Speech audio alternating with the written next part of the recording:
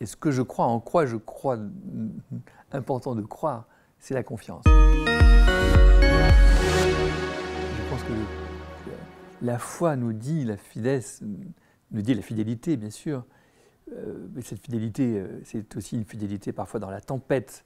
C'est une fidélité qui sait, je dirais, se réinterpréter à travers les tempêtes de l'histoire. Donc ce n'est pas une fidélité qui ne bouge pas, c'est une fidélité vivante, une fidélité créatrice, pour reprendre le mot de Ricoeur.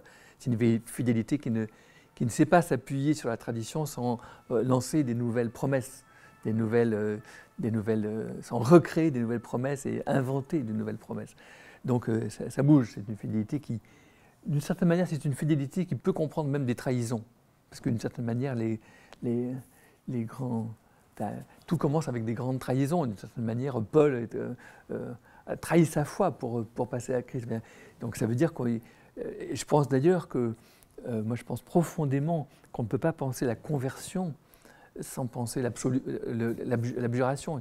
Forcément, il faut abjurer quelque chose donc tout ça, c'est très... Il y a un mouvement là qui est un mouvement qui n'est pas juste la continuation sans rupture. Il y a des ruptures et des recommencements. Bon. Ricoeur avait cette formule extraordinaire, il disait pourquoi est-ce que vous êtes resté protestant?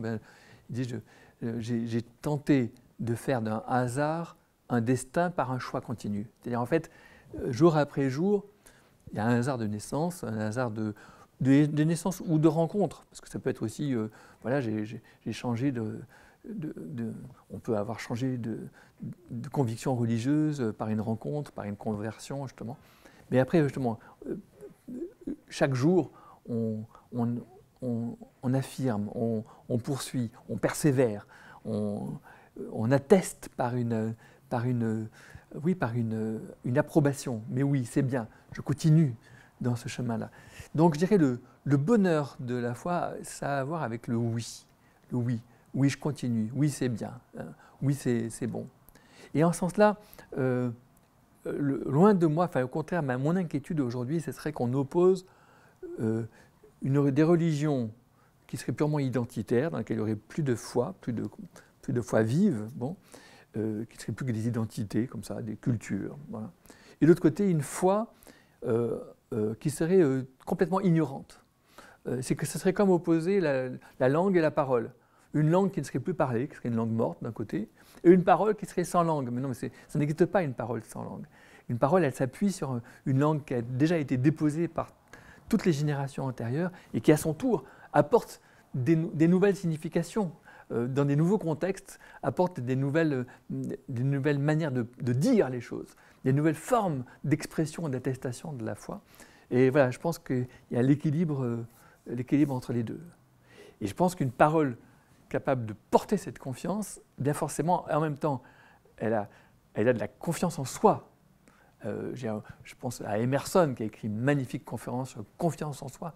Mais justement, cette confiance en soi, il n'y a aucune arrogance. C'est une confiance en soi, en sa capacité de penser, de parler, d'agir et d'être, je dirais, porté par quelque chose qui nous dépasse dans ce que nous pensons, disons et agissons, tout en ayant d'autant plus confiance dans la parole et les apports des autres. Je pense que la confiance en soi demande la confiance en l'autre et elle la suscite, elle la génère. Et là même la confiance confiance dans le monde aussi, confiance dans, je disais tout à l'heure, dans la langue, dans les capacités d'expression communes. Je pense qu'on ne peut pas séparer le croire de la langue dans laquelle il se dit et des expressions dans lesquelles il se dit. Et le fait qu'il y ait d'autres langues qui portent dans leur flanc d'autres manières de croire, d'autres formes d'expression, de témoignage et de foi, eh bien oui, ça fait partie, je dirais, du fait humain.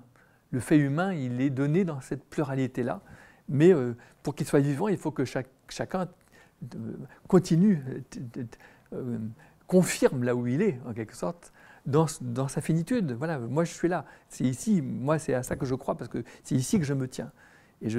Voilà, et donc, d'où le besoin que l'on a de revenir sur notre propre nos propres expressions traditionnelles, etc., et les reméditer et les réinterpréter. Quand je reprends ne serait-ce que les paroles du Notre Père, c'est interminable. Ça m'est arrivé une fois de faire le trajet entier depuis l'Ariège jusqu'à Paris en voiture en disant « je me donne le trajet entier pour penser une par une chacun des énoncés du Notre Père ».